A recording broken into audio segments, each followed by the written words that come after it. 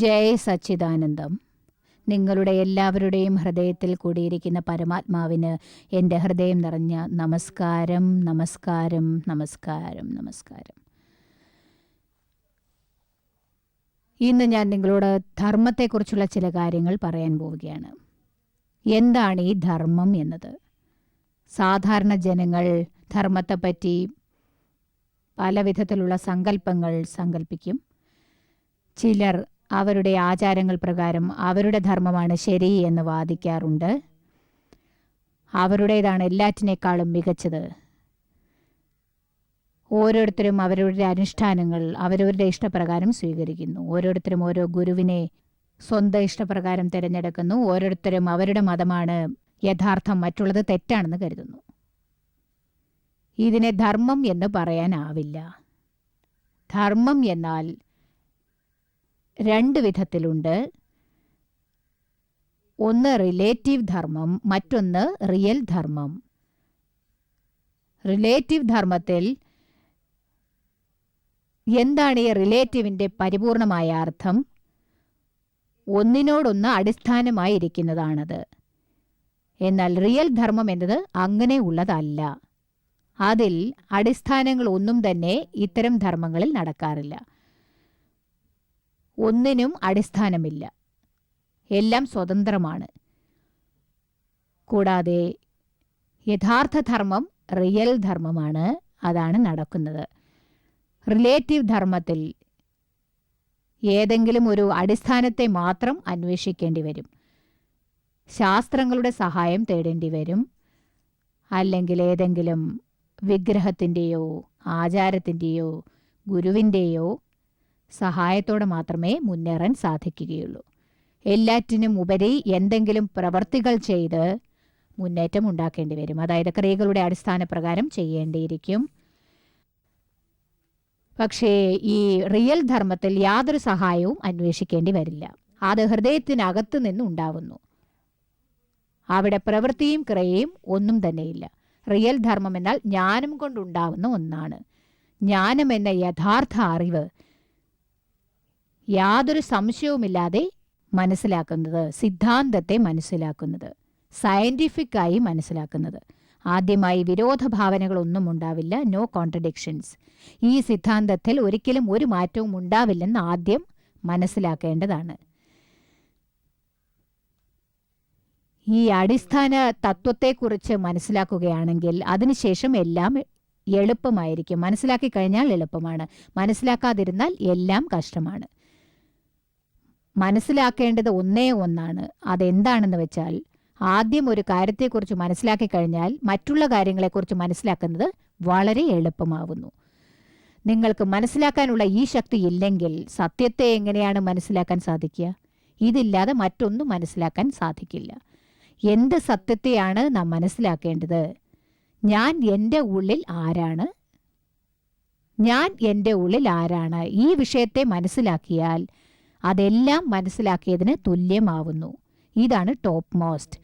ഇത് മനസ്സിലാക്കിയ ശേഷം ലോകത്തിലെ മറ്റേതൊരു കാര്യത്തെക്കുറിച്ചും മനസ്സിലാക്കേണ്ട ആവശ്യമില്ല. ഇതൊരു വളരെ വലിയ കാര്യമാണ്. വലിയ ജ്ഞാനികൾ പലരും, ഭഗവാന്മാർ പലരും മുക്തി പ്രാപ്തമാക്കി എല്ലാ ജന്മജന്മാന്തരങ്ങളായുള്ള ജനനത്തിൽ നിന്ന് മുക്തി നേടി മോക്ഷത്തിലേക്ക് പോയിരിക്കുന്നു. ഞാൻ എൻ്റെ ഉള്ളിൽ ആരാണ്? ഇതാണ് സത്യത്തിൽ മനസ്സിലാക്കേണ്ടത്. നിങ്ങളിപ്പോൾ എന്താണോ ചെയ്തുകൊണ്ടിരിക്കുന്നത് അതിൽ ഞാൻ എൻ്റെ ഉള്ളിൽ ആരാണ് എന്ന് സ്വയം മനസ്സിലാക്കുന്നില്ല. റിയലിൽ ഞാൻ ആരാണ്? Who am I? ഇതിന് ഉത്തരം ഇല്ല. ഇതെപ്പോഴും ഒരു ചോദ്യചിഹ്നമായിരിക്കുന്നു. ഞാൻ എൻ്റെ ഉള്ളിൽ ആരാണെന്ന ചോദ്യം പലരുടെയും ഉള്ളിൽ ഒരിക്കലും വരാറില്ല. പലർക്കും അത് തോന്നില്ല. നാം ജനിച്ച ശേഷം നമുക്ക് കിട്ടുന്ന പേരാണ് നാം എന്ന് മനഃപൂർവ്വം സ്വീകരിച്ച് നാം ജീവിച്ചുകൊണ്ടിരിക്കുന്നു. നമ്മുടേതല്ലാത്ത ശരീരത്തെ നാം ആണെന്ന് കരുതി ജീവിച്ചുകൊണ്ടിരിക്കുന്നു. നിങ്ങൾ ഇതിനെക്കുറിച്ച് അന്വേഷിച്ച് അത് മനസ്സിലാക്കാൻ ശ്രമിക്കണം. നിങ്ങളുടെ പേര് പ്യാരിലാൽ എന്നാണെങ്കിൽ സത്യത്തിൽ നിങ്ങൾ പ്യാരിലാൽ ആണോ? അല്ല, നിങ്ങളുടെ പേരാണ് പ്യാരിലാൽ. നിങ്ങളുടെ പേരാണ് പ്യാരിലാൽ. നിങ്ങൾ സത്യത്തിൽ സ്നേഹമുള്ളവരാണോ? അങ്ങനെ നോക്കുമ്പോൾ നിങ്ങൾ ആരോടും സ്നേഹത്തോടെ പെരുമാറുന്നുണ്ടോ എന്ന് ആർക്കറിയാം? വീട്ടിൽ നിങ്ങളെ കാണുന്നവരെല്ലാം നിങ്ങളെ കണ്ട് പേടിച്ച് വിറയ്ക്കുന്നു. നിങ്ങളെ കണ്ട ഉടനെ അവർ രക്ഷപ്പെട്ട് ഓടാൻ ശ്രമിക്കുന്നു. അവൻ്റെ അടുത്ത് നിന്ന് എങ്ങനെയെങ്കിലും രക്ഷപ്പെട്ട് ഓടണം എന്ന് കരുതുന്നു. ഇവൻ വന്നാൽ വെറുതെ എന്തിനെങ്കിലും വഴക്കുണ്ടാക്കും, ഒച്ച വയ്ക്കും. അങ്ങനെയാണെങ്കിൽ നിങ്ങൾ എങ്ങനെയാണ് സ്നേഹമുള്ളവനാവുക? അത് വെറും പേരാണ്. നിങ്ങൾ പ്യാരിലാൽ അല്ല. ഈ പേര് നിങ്ങൾ ആരാണെന്ന് അടയാളം കാണിച്ചു കൊടുക്കുന്ന ലേബലാണ് എന്ന് പറയാം. ബോർഡാണ്. Party sign board. നിങ്ങളാണ് അതിൻ്റെ മുതലാളി. എല്ലാ കടകൾക്കും ഒരു സൈൻ ബോർഡ് കാണാറില്ലേ? ആ കടയെ അടയാളം കാണിക്കാനായി ഒരു പേര് കൊടുക്കുന്നില്ലേ? വിവിധ തരം പേരുകൾ, കലാനികേതൻ, ശകുന്തള, ബോഡി ലൈൻ, അങ്ങനെ വിവിധ തരം പേരുകൾ ഇടുന്നില്ലേ? ഈ സൈൻ, പാർട്ടി, അതിൻ്റെ മുതലാളി രണ്ടും വെവ്വേറെ കാര്യങ്ങളാണ്. ഇത് രണ്ടും ഒന്നായിരിക്കാൻ പറ്റുമോ? ഒരു കടയുടെ പേര് നമുക്ക് എപ്പോൾ വേണമെങ്കിലും മാറ്റി മറ്റൊന്നിടാൻ സാധിക്കും. മുതലാളി മാറിയാൽ ഈ പാർട്ടിയും മാറുന്നു. മുതലാളി തനിക്ക് ഇഷ്ടപ്പെടാത്ത മറ്റൊരു പേര് ആ കടയ്ക്ക് ഇടുന്നു, അല്ലേ? ഉടനെ പാർട്ടിയും മാറുന്നു. അപ്പോൾ കടയുടെ മുതലാളി മാറുന്നു. ഇതെല്ലാം പെർമനൻ്റ് ആണോ? അല്ല, എല്ലാം ടെമ്പററി ആണ്. ഇതേ രീതിയിലാണ് ഈ പ്യാരിലാൽ. ഇതും പാർട്ടിയാണ്, പേരാണ്. നിങ്ങൾക്കത് എപ്പോൾ വേണമെങ്കിലും മാറ്റാൻ സാധിക്കും. കോർട്ടിൽ പോയി അഫിഡവിറ്റ് ചെയ്യാം. 1/2 മണിക്കൂർ കൊണ്ട് നിങ്ങളുടെ പേര് മാറ്റാൻ സാധിക്കും. അവർ പേര് മാറ്റിത്തരും. പക്ഷേ നിങ്ങളുടെ ഉള്ളിലുള്ളത് നിങ്ങൾക്ക് മാറ്റാനാവുമോ? നിങ്ങൾ എന്താണോ അത് തന്നെയാണ്. ജനിക്കുമ്പോൾ നിങ്ങൾ എന്തെങ്കിലും പേരോടെയാണോ ജനിച്ചത്? ജനിച്ച ശേഷം നിങ്ങൾക്ക് ഒരു പേര് നൽകപ്പെട്ടിരിക്കുകയാണ്. ആ പേരിടുമ്പോൾ നിങ്ങളോട് ചോദിച്ചിട്ടാണോ ഇട്ടത്? നിങ്ങൾക്ക് എന്ത് പേരാണ് വേണ്ടത്? പ്യാരിലാൽ എന്ന് പേരിട്ടാൽ നിങ്ങൾക്ക് ഇഷ്ടപ്പെടുമോ എന്ന് നിങ്ങളോട് ആരെങ്കിലും ചോദിച്ചിരുന്നോ? അല്ലെങ്കിൽ ചന്ദൻലാൽ ഇഷ്ടമാണോ എന്ന് നിങ്ങളോട് ആരെങ്കിലും ചോദിച്ചിട്ടുണ്ടായിരുന്നോ? ഇല്ല, ആരും ചോദിച്ചിട്ടില്ല, അല്ലേ? നമുക്ക് വെച്ച പേര് ജീവകാലം മുഴുവനും അറിയപ്പെടുന്ന പേര്. അത് ഇടണമോ എന്ന് ആരെങ്കിലും നിങ്ങളോട് ചോദിച്ചിരുന്നോ? ആരും നമ്മോട് ചോദിച്ചിട്ടില്ലല്ലോ. അതുകൊണ്ട് നാം മരിച്ച ശേഷം നമ്മുടെ ഈ പേരും ഇവിടെ നിന്ന് ഇല്ലാതാവുന്നു. മുനിസിപ്പാലിറ്റിയുടെ രജിസ്റ്ററിൽ നിന്ന് നമ്മുടെ പേര് അവിടെ രജിസ്റ്റർ ചെയ്തിരിക്കും. മരിച്ചുപോയ പ്യാരിലാൽ എന്ന പേര് എടുത്തുകൊണ്ട് പോകുന്നു. ഇതെല്ലാം ടെമ്പററിയാണ്, ശാശ്വതമാവുന്നില്ല, പെർമനൻ്റ് ആയിരിക്കില്ല. പേര് മാറ്റാനും പറ്റില്ല. ഇപ്പോൾ നിങ്ങൾക്ക് എല്ലാവർക്കും മനസ്സിലായി കാണുമല്ലോ. ശരിക്കും പറഞ്ഞാൽ നമ്മുടെ ഇന്ത്യയിലെ സ്ത്രീകൾ ഈ വിഷയം വളരെ നന്നായി മനസ്സിലാക്കിയിട്ടുണ്ടാവും. അവർക്ക് കല്യാണം നടന്നു കഴിഞ്ഞാൽ ആ കല്യാണത്തിന് ശേഷം ഒരുപക്ഷെ ഭർത്താവിന് ഭാര്യയുടെ പേര് ഇഷ്ടപ്പെട്ടിട്ടില്ല എന്നിരിക്കട്ടെ. ഉടനെ ഭർത്താവ് ഭാര്യയുടെ പേര് മാറ്റുന്നു. ചമ്പ എന്നായിരുന്നെങ്കിൽ അത് ചാന്ദിനി എന്നാക്കും. കണ്ടില്ലേ? പേര് പോലും നമുക്ക് മാറ്റാം. പക്ഷെ നമ്മെ മാറ്റാൻ സാധിക്കുമോ? നാം എങ്ങനെയാണോ അങ്ങനെ തന്നെയായിരിക്കും. അതിലെന്തെങ്കിലും വ്യത്യാസമുണ്ടാക്കാനാകുമോ? സോ പേര് എന്നത് പേര് മാത്രമാണ്. അത് വേറെയാണ്. എൻ്റെ പേരാണ് പ്യാരിലാൽ, കൂടാതെ ഞാൻ പ്യാരിലാൽ. ഇതിൽ രണ്ടിലും, ഈ 2 സെൻറ്റൻസിലും ഡിഫറൻസ് ഉണ്ടോ? ഇല്ലല്ലോ. ഞാനും എൻ്റേതും. നിങ്ങൾ ഏതിലൊക്കെയാണ് എൻ്റേതെന്ന് പറയുന്നത് അവിടെയെല്ലാം അങ്ങനെ പറയുന്നവർ അതിൽ നിന്ന് വേറെയാണ്. എൻ്റേതെന്ന് പറഞ്ഞാൽ നിങ്ങൾ ഒരു സാധനത്തിൻ്റെ മുതലാളിയാവുന്നു. അത് നിങ്ങളുടെ ബിലോങ്ങിങ്സ് ആവുന്നു. അവയുടെ മുതലാളി നിങ്ങളാണ്. എൻ്റെ പേര് വേറെ, അതിൻ്റെ മുതലാളി എന്നത് വേറെ. ഞാൻ കൂടാതെ എൻ്റേത്, ഐ ആൻഡ് മൈൻ. എവിടെയൊക്കെയാണോ ഞാൻ എന്ന് പറയുന്നത് അവിടെയെല്ലാം ഞാൻ എന്ന് പറയുന്ന നിങ്ങൾ എന്നത് വേറെയാണ്. ഈ ശരീരത്തെ നിങ്ങൾ എന്താണ് പറയുക? എൻ്റെ ശരീരം എന്നാണോ, അതോ ഞാൻ ശരീരമാണെന്ന് പറയുമോ?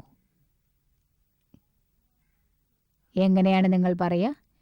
എൻ്റെ ശരീരം എന്നല്ലേ പറയുക? My body, not I am body. So my എന്നത് വെവ്വേറെയാണ്. ബോഡി, ശരീരം തമ്മിൽ നിന്ന് വ്യത്യസ്തമാണ്. നാം ഈ ശരീരത്തിൽ ഉള്ളത് വരെയാണ് ഇതിന് വാല്യൂ ഉള്ളത്. നാം ഈ ശരീരത്തെ ഉപേക്ഷിച്ച് പുറത്തു വരുമ്പോൾ അതിൻ്റെ കഥ കഴിയുന്നു. നമുക്ക് എത്രത്തോളം ശ്വാസമുണ്ടോ, ആത്മാവ് നമ്മുടെ ശരീരത്തിൽ എത്ര കാലം നിലനിൽക്കുന്നു, അതുവരെ നമ്മെ എന്താണ് പറയുക? നാം എല്ലാവരോടും സ്നേഹത്തോടെ പെരുമാറണം, നന്നായി സംസാരിച്ചു കൊണ്ടിരിക്കും. എൻ്റേത് എൻ്റേത് എന്ന് പറയുന്നു. ചിലപ്പോൾ മറ്റുള്ളവർ നമ്മെ എൻ്റേത് എൻ്റേത് എന്ന് പറയും. എൻ്റെ അച്ഛന് സുഖമില്ലായിരുന്നു, അങ്ങനെ ഉണ്ടായിരുന്നു, എൻ്റെ അച്ഛൻ്റെ അസുഖം കലശലായി, എൻ്റെ അച്ഛനെ ഇന്ന ഡോക്ടറിൻ്റെ അടുത്തേക്ക് കൊണ്ടുപോകണം, ഈ ഹോസ്പിറ്റലിലേക്ക് കൊണ്ടുപോകണം, ഈ മരുന്ന് കൊടുക്കണം എന്ന് എല്ലാവരും ഓരോ വഴിക്ക് ഓടും അച്ഛനെ രക്ഷപ്പെടുത്താനായി. പക്ഷേ നമ്മുടെ ജീവൻ പോയാൽ, ശ്വാസം നിന്നുപോയാൽ അതിനുശേഷം എല്ലാവരും ഓടിക്കളിക്കുമോ? ഇല്ല. നിനക്ക് വേറെ പണിയൊന്നുമില്ലേ എന്നവർ ചോദിക്കും. അവരെല്ലാം ആദ്യം രക്ഷപ്പെടുത്താൻ വേണ്ടി എന്തൊക്കെയോ ചെയ്തു നോക്കി, ഇപ്പോൾ ദഹിപ്പിക്കാനായി എല്ലാം ചെയ്യുന്നു. വേഗമാവട്ടെ, വേഗമാവട്ടെ, വേഗം ദഹിപ്പിക്കണം, വേഗമാവട്ടെ എന്നവർ പറയുന്നു. കൂടുതൽ സമയം ശരീരം വീട്ടിൽ വയ്ക്കാൻ അനുവദിക്കില്ല. ആ മൃതശരീരം ചീഞ്ഞു പോവും, വേഗം എടുക്കണം, വേഗം ഈ മൃതശരീരം കൊണ്ടുപോയി ദഹിപ്പിക്കണം എന്നൊക്കെ അവർ പറയും. ആരാണ് അദ്ദേഹത്തെ ദഹിപ്പിക്കുക? നിങ്ങളെ ദഹിപ്പിക്കാൻ പോകുന്നത് മറ്റാരുമല്ല, നിങ്ങൾ എൻ്റെ മകൻ, എൻ്റെ മകൻ, എൻ്റെ മകൻ എന്നാരെയാണോ തോളിൽ ചുമന്ന് കൊഞ്ചിക്കൊണ്ടിരുന്നത്, എല്ലാവരോടും ഇതെൻ്റെ മകനാണെന്നും പറഞ്ഞ് താലോലിച്ച് വളർത്തിയോ അതേ മകനാണ് ഇന്ന് നിങ്ങൾക്ക് ചിത കൊളുത്തുന്നത്. വേറെ ആരാണത് ചെയ്യുക? അതെന്തിനാണ് ദഹിപ്പിക്കുന്നത്? നിങ്ങളുടെ മകന് നിങ്ങളെ കൂടുതൽ സമയം വീട്ടിൽ വെച്ചുകൊണ്ടിരിക്കാൻ പാടില്ല എന്ന ചിന്തയാണ്. മറ്റുള്ളവർക്ക് എന്ത് കിട്ടാനാ? അവർ പറയും കുറച്ചു നേരം കൂടി ഇരിക്കട്ടെ, അതുകൊണ്ടൊന്നും സംഭവിക്കില്ല. പക്ഷെ അപ്പോൾ മകൻ പറയും, ഈ ജീവനില്ലാത്ത ദുർഗാന്ധം പിടിച്ച ശരീരം കൊണ്ട് എന്ത് ചെയ്യാനാ, വേഗം കൊണ്ടുപോയി ദഹിപ്പിക്കണം എന്ന്. ഇപ്പോൾ പറയൂ, എപ്പോഴും നിങ്ങൾ എൻ്റെ മകൻ, എൻ്റെ ഭാര്യ എന്ന് പറയുന്നില്ലേ? ഇവരാരെങ്കിലും നിങ്ങളുടേതാണോ? പറയൂ. നിങ്ങളുടെ മരണത്തിന് ശേഷം ആരെങ്കിലും നിങ്ങളുടെ കൂടെ വരുമോ? ഒരുപക്ഷെ വന്നാൽ തന്നെ ശ്മശാനം വരെ വരും, അതിനുശേഷം വരാൻ പറ്റില്ല. ആരെങ്കിലും വരുമോ? നിങ്ങൾ മരിച്ച ശേഷം നിങ്ങളുടെ ശവശരീരത്തോടൊപ്പം ആരെങ്കിലും നിങ്ങളുടെ കൂടെ തീയിൽ കയറിയിരിക്കുമോ? പറയൂ. ആരും അങ്ങനെ ചെയ്യില്ല. ആരെങ്കിലും കൂടെ മരിച്ചു എന്ന് നിങ്ങൾ എന്തെങ്കിലും കേട്ടിട്ടുണ്ടോ? പുരാതന കാലത്ത് അങ്ങനെ നടന്നിരുന്നു. അപ്പോൾ ഉണ്ടായിരുന്ന സ്ത്രീകൾ, രജപുത് സ്ത്രീകൾ, ഭർത്താവ് മരിച്ചാൽ അവരും ചിതയിൽ ചാടും. അത് കേട്ടിട്ടുണ്ടല്ലോ. സതി എന്ന് നിങ്ങൾ പറഞ്ഞു കേട്ടിട്ടില്ലേ? അന്നൊക്കെ ഇതിഹാസങ്ങളിൽ ഇതെല്ലാം ഉണ്ടായിരുന്നു. പക്ഷേ ഇങ്ങനെയുള്ള മരണത്തെപ്പറ്റി നിങ്ങൾ കേട്ടിട്ടുണ്ടോ? ഏതെങ്കിലും ഭർത്താവ് മരിച്ചാൽ ഭാര്യയും മരിക്കാൻ തയ്യാറാവുന്നുണ്ടോ? ഇല്ല, ആരുമില്ല. ഇപ്പോൾ സ്ത്രീകൾ അതെല്ലാം ഉപേക്ഷിച്ചു. ഭർത്താക്കന്മാർ നമ്മുടെ കൂടെ മരിക്കാൻ തയ്യാറല്ലെങ്കിൽ നാമും അവർക്കായി മരിക്കില്ലെന്ന്. ഇതിലും ഒരു ഈക്വാലിറ്റി വന്നു കഴിഞ്ഞു. ഇതാണ് ഇന്നത്തെ സ്ഥിതി. ആരും ഒരിക്കലും നമ്മുടെ കൂടെ വരുന്നില്ല. നാം ജീവനോടെ ഉള്ളത് വരെ, നാം ജീവിച്ചിരിക്കുന്നത് വരെ ഇങ്ങനെയൊക്കെ സംസാരിക്കും. ഭാര്യ ഭർത്താവിനോട്, നിങ്ങളില്ലെങ്കിൽ എന്നെ കൊണ്ട് ജീവിക്കാനാവില്ല, നിങ്ങളില്ലെങ്കിൽ ഞാനും മരിക്കും. പക്ഷെ ആരെങ്കിലും കൂടെ മരിക്കുന്നുണ്ടോ? ആരും മരിക്കുന്നില്ലല്ലോ. എല്ലാവരും നന്നായിട്ട് തന്നെയാണ് ജീവിക്കുന്നത്. ഞാനും ധാരാളം കണ്ടിട്ടുണ്ട്. പലയിടങ്ങളിലും സ്ത്രീകൾ വിധവകളായതിനു ശേഷം നന്നായി തടിച്ച് കൊഴുത്താണ് ഇരിക്കുന്നത്. അത് ഞാൻ കണ്ടിട്ടുണ്ട്. ഒരു 2 വർഷത്തിന് ശേഷം ഇങ്ങനെ നന്നായി തടിച്ചു കൊഴുത്ത് സുന്ദരികളായി ഡ്രസ്സ് ചെയ്ത് വിലസി നടക്കുന്നു. കാരണം ഭർത്താക്കന്മാരുടെ ടെൻഷനില്ല. ഭർത്താവിനൊരല്പം തടി കൂടിയാൽ ഭാര്യ പറയും ഡയറ്റിംഗ് ചെയ്യണം. ഭർത്താവ് ഭാര്യയോട് പറയും നീ ഡയറ്റിംഗ് ചെയ്യണം, ഇല്ലെങ്കിൽ പാർട്ടിക്ക് പോകുമ്പോൾ വൃത്തികേടായിരിക്കുമെന്ന്. ഇങ്ങനെയൊന്നും പറയാൻ പിന്നീട് ആരുമില്ലല്ലോ.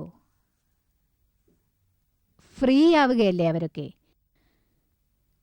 എന്തൊരു ലോകമാണിത്, എന്തൊരു ജീവിതമാണിത്. പക്ഷെ നാം എൻ്റേത് എൻ്റേത് എന്ന് പറഞ്ഞ് അവകാശം സ്ഥാപിക്കുന്നു. All these relatives are temporary adjustments and real is permanent. റിയലായിട്ട് നിങ്ങൾ ആരാണോ, നിങ്ങൾ ഞാൻ എന്ന് പറയുന്നില്ലേ, ഞാൻ എന്നാൽ എന്താണ്? നിങ്ങളുടെ ആത്മാവ്. ഇതാണ് ശാശ്വതമായ ഒന്ന്. നിങ്ങൾ നിങ്ങൾ തന്നെയാണ് സ്വയം. നിങ്ങളുടെ ആത്മാവാണ് പരമാത്മാവ്. നിങ്ങൾ ഒരു സാധാരണ വിഷയമല്ല. നിങ്ങളുടെ ഉള്ളിൽ ഒരു പരമാത്മ തത്വമുണ്ട്. അത് നിങ്ങൾ തന്നെയാണ്. നിങ്ങളെക്കാൾ ഉന്നതമായ ഒരു കാര്യം ഈ പ്രപഞ്ചത്തിൽ വേറെ ഒന്നും തന്നെയില്ല. പരമാത്മാവിനേക്കാൾ വലുതായിട്ട് ആരെങ്കിലും ഉണ്ടാകുമോ? പറയൂ. നിങ്ങളാണ് ഈ പ്രപഞ്ചത്തിൻ്റെ ദൈവം തന്നെ. പക്ഷേ നിങ്ങൾ ഞാൻ പ്യാരിലാലാണെന്ന് മനസ്സുകൊണ്ട് സ്വീകരിച്ചിട്ട് ഈ പ്രപഞ്ചത്തിലെ ഭഗവാനായിരിക്കുന്നത് ഉപേക്ഷിക്കുന്നു. കൂടാതെ വെറും പ്യാരിലാലായിരിക്കുന്ന 5.5 ഫീറ്റുള്ള രൂപത്തിന് മുതലാളിയായിരിക്കുന്നു. നിങ്ങൾ എത്ര വലിയ സ്ഥാനത്തെയാണ് വിട്ടുകൊടുക്കുന്നത്? റോങ് ബിലീഫാണ് ഇതിന് കാരണം. എവിടെയൊക്കെയാണ് എൻ്റേത് എൻ്റേത് എന്ന് പറയുന്നത്? എൻ്റെ ശരീരം, എൻ്റെ മനസ്സ്. മനസ്സിനെ നിങ്ങൾ എൻ്റെ മനസ്സെന്ന് പറയുന്നു. ഞാനാണ് മനസ്സെന്ന് പറയുന്നുണ്ടോ? ഇല്ല അല്ലേ? എൻ്റെ അഹങ്കാരം എന്നാണ് പറയുന്നത്. ഞാൻ അഹങ്കാരമാണെന്ന് നിങ്ങൾ പറയുമോ? ഇല്ല. എൻ്റെ അഹങ്കാരം എന്ന് പറയുന്നു. ഞാൻ അഹങ്കാരമാണെന്ന് നിങ്ങൾ പറയില്ല. എൻ്റെ ചിത്തം, എൻ്റെ കോപം, എൻ്റെ പണം, എൻ്റെ ഭർത്താവ്, എൻ്റെ ഭാര്യ, എൻ്റെ മക്കൾ, എൻ്റെ വീട്, എൻ്റെ കട, എൻ്റെ കാർ, ഇങ്ങനെ എല്ലാം എൻ്റെ വീട്, എൻ്റെ കട, എൻ്റെ കാർ, ഇങ്ങനെ എല്ലാം എൻ്റേത് എൻ്റേത് എന്ന് നിങ്ങൾ പറയുന്നു. ഞാൻ ഭാര്യയാണ്, ഞാൻ മകനാണ്, ഞാൻ മകളാണ് എന്ന് നിങ്ങൾ പറയുമോ? അപ്പോൾ ഞാൻ എന്നത് തനിച്ചാവുന്നു. എവിടെയൊക്കെയാണ് എൻ്റേത് എൻ്റേത് എന്ന് പറയുന്നു, അതെല്ലാം റിലേറ്റീവാണ്, ടെമ്പററിയാണ്. റിലേറ്റീവ് ആയതൊന്നും നിങ്ങൾക്ക് കൂടെ എടുത്തുകൊണ്ടു പോകാൻ ഒരിക്കലും സാധിക്കില്ല. അവയെല്ലാം ഇവിടെ തന്നെ ഉള്ളവയാണ്. നിങ്ങൾ മാത്രമാണ് പോവുന്നത്. നിങ്ങൾ തനിച്ചു പോവുന്നു. അതാണ് ആത്മാവ് എന്നത്. നിങ്ങൾ ആദ്യം അത് അടയാളം കണ്ടുപിടിക്കണം. നിങ്ങൾക്ക് ഇരുട്ടിൽ നിന്ന് വെളിച്ചത്തിലേക്ക് വരാനാവും. ഞാൻ എൻ്റെ ഉള്ളിൽ ആരാണെന്നത് റിയലൈസ് ചെയ്യണം. അതായത് സെൽഫ് റിയലൈസേഷൻ നിങ്ങൾക്കുണ്ടാവണം. നിങ്ങൾ ഞാൻ എന്ന് പറയുന്നില്ലേ, അതാണ് ട്രൂ സെൽഫ് എന്ന് പറയുന്നത്. നിങ്ങൾ വാസ്തവമാണ്, ആത്മസ്വരൂപമാണ്. ഇത് റിയലൈസ് ചെയ്യണം. ഈ ലോകത്തിൽ എല്ലാം റിയലൈസ് ചെയ്യുന്നു, പക്ഷേ നമ്മെ മാത്രം നാം റിയലൈസ് ചെയ്യുന്നില്ല. നിങ്ങൾ തുണികൾ വാങ്ങാനായി കടയിൽ പോകുന്നു. നിങ്ങൾ കടയിൽ ചെന്നാൽ എത്രയോ ഷർട്ട്സ് ഉണ്ട്, എത്രയോ പാൻസ് ഉണ്ട്, എത്രയോ സാരീസ് ഉണ്ട്, എന്തൊക്കെയോ കാണുന്നുണ്ട്. എങ്ങനെയുള്ളതാണ് വേണ്ടത് എന്ന് നിങ്ങൾ ചോദിക്കുന്നില്ലേ? ഓരോന്ന് ചോദിച്ച് വാങ്ങിക്കും. ഏത് ഷർട്ടാണ് നന്നായിരിക്കുന്നത്, അതിൻ്റെ ടെക്സ്ചർ എങ്ങനെയുള്ളതാണ്, ആരുടെ മേക്കാണെന്ന് നോക്കുന്നു, ഏത് കമ്പനിയുടേതാണെന്ന് നോക്കുന്നു. എല്ലാം നിങ്ങൾക്ക് ഇഷ്ടപ്പെട്ടാൽ മാത്രമേ നിങ്ങളത് വാങ്ങിച്ചു കൊണ്ട് വരൂ, അല്ലേ? ഇവയെല്ലാം റിയലൈസ് ചെയ്താണ് വാങ്ങുന്നത്. വാച്ച് വാങ്ങിയാലും ഇതെല്ലാം റിയലൈസ് ചെയ്തിട്ടാണ് വാങ്ങുന്നത്. ഏത് കമ്പനിയുടേതാണ് നല്ലത്?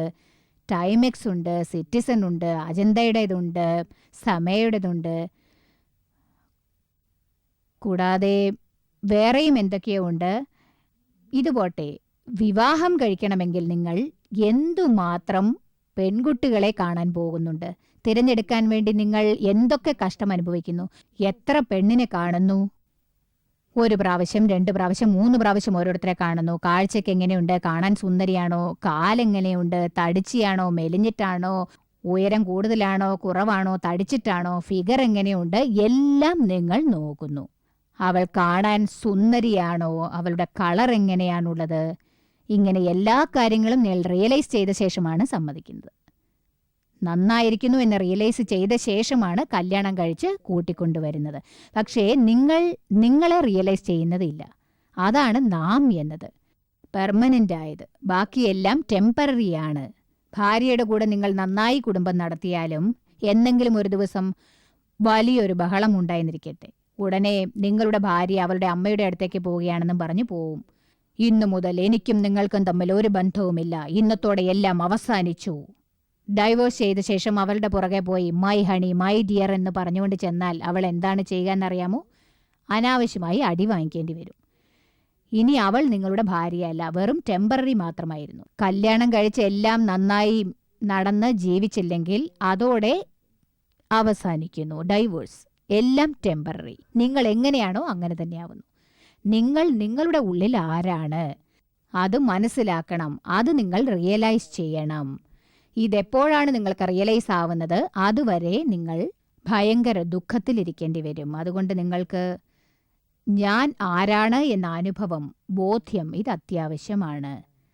ഞാൻ ആത്മാവാണ്, ഞാൻ ശരീരമല്ല, മനസ്സല്ല, ബുദ്ധിയല്ല, അഹങ്കാരമല്ല, ലോകത്തിലുള്ളതൊന്നും എൻ്റേതല്ല, ഞാൻ അതിൽ നിന്ന് വേറെയാണ്, ഫ്രീ ആയിരിക്കുന്നു. ഇങ്ങനെയായിരിക്കണം നിങ്ങളുടെ ആത്മാവ്. ഞാൻ ശുദ്ധ ആത്മാവാണ്. ഇതെപ്പോഴാണോ റിയലൈസ് ആവുന്നത് അപ്പോഴേ നിങ്ങൾ എല്ലാവിധ ദുഃഖങ്ങളിൽ നിന്നും ഫ്രീ ആവുകയുള്ളൂ. നിങ്ങളെ ഒരു ദുഃഖവും സ്പർശിക്കുകയേയില്ല.